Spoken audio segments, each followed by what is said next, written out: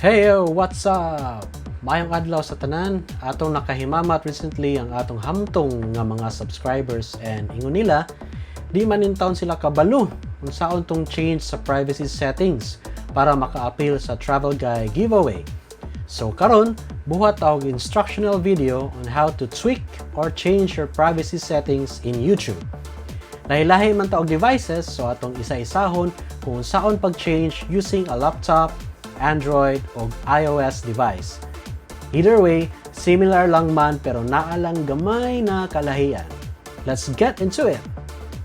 First, open your web browser and copy or type this link www.youtube.com/account_privacy sa URL bar.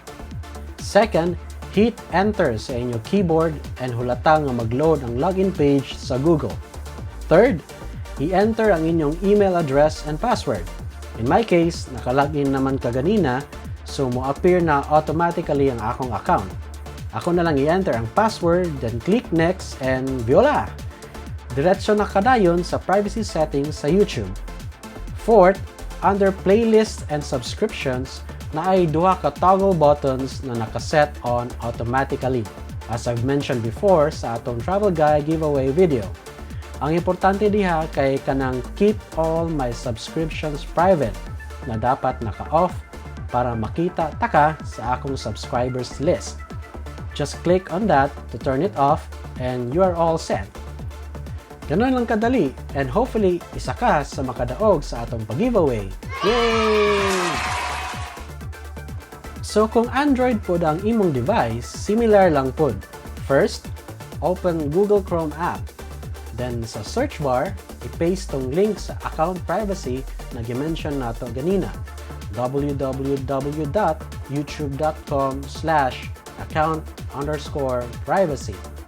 Similarly, kailangan nato mag-login sa atong Google account. So type in your email address, then hit next, then type in your password, then hit next. It will redirect you to the privacy settings of your YouTube account. Same lang gihapon under playlists and subscriptions na ay duha ka toggle buttons na nakaset on automatically. Ang importante diha kay kanang keep all my subscriptions private na dapat naka-off para makita taka sa akong subscribers lists. In my case, naka-turn off na.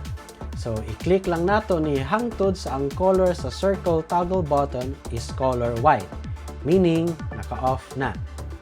So, that's how to turn your YouTube subscriptions public.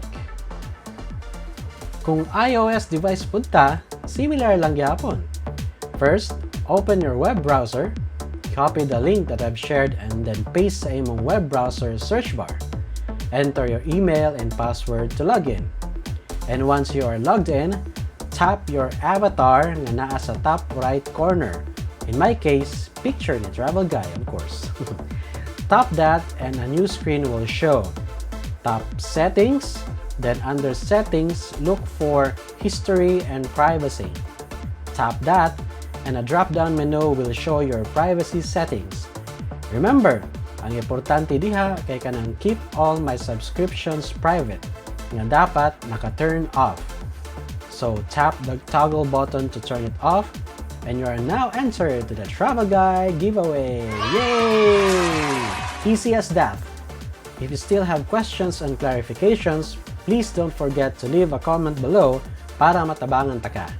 Di man tanan techie, so I would be happy to help out para makaapil sa Travel Guide giveaway.